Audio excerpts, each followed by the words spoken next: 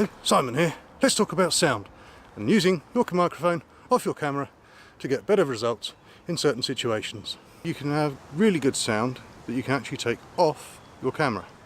That's right, you can take the microphone off your camera because underneath the cold shoe mount there is a threaded socket to mount onto a microphone stand, which means you can boom it over your subject or underneath in what we call scooping. I'll demonstrate that for you right now.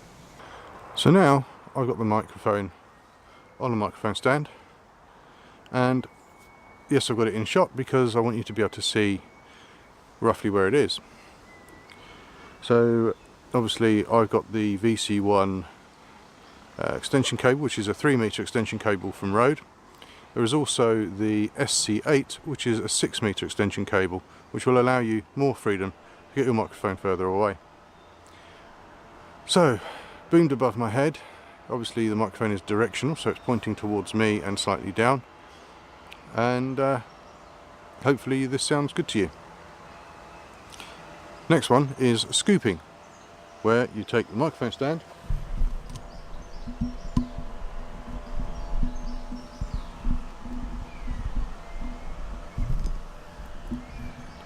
take your microphone so it's pointing upwards and towards your subject, then drop it down. So now it's up pointing at me, and the only unfortunate thing there is for me is that where I'm standing we get a lot of aircraft. So this is sound with scooping. The microphone is pointing up from below the subject's face. Someone is using a leaf blower behind the camera to my right.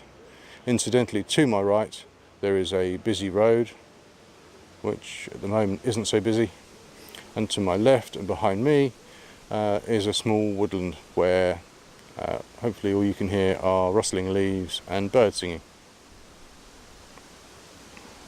So that's two options if you take your microphone off your camera. But obviously if you're running and gunning, you'll have to keep it attached on the shoe. Let's do some sound rejection tests next. So, now let's do some sound rejection tests in a running and gunning situation. To my right is a busy road, to my left is a woodland. So over here we've got some birds, there's a wild meadow, and beyond that there are some houses. Behind the camera is someone using a power tool. So let's see how we get on as we walk through the woods and get closer to the power tool, and then let's see how we reject the sound of the road.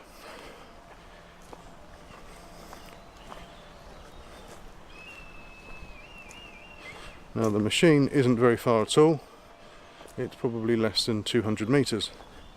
So let's see how we get on as it stops.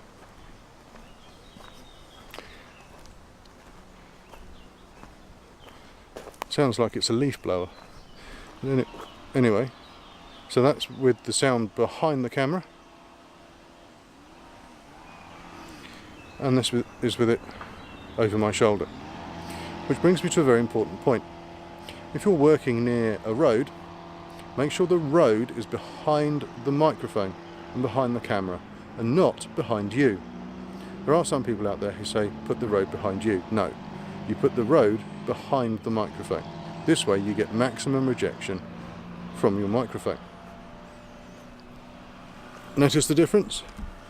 I can.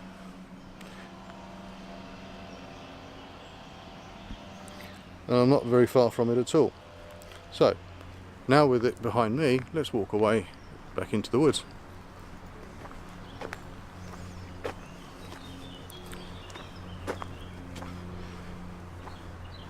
We've got all sorts of birds in here, jays, woodpeckers, most of the tit family, robins, wrens, jackdaws, crows, red kites, kestrels,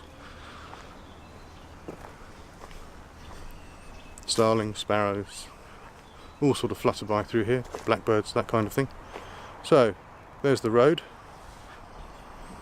which is now behind me. and now the road is behind the microphone. Even if I head slightly that way,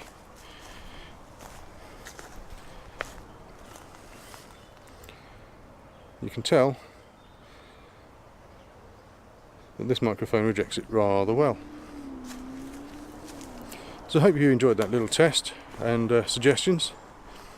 Got any other questions or suggestions you'd like me to make or demonstrate, or choice of equipment, that kind of thing, please comment, like, subscribe, the usual stuff, you know, that stuff down below.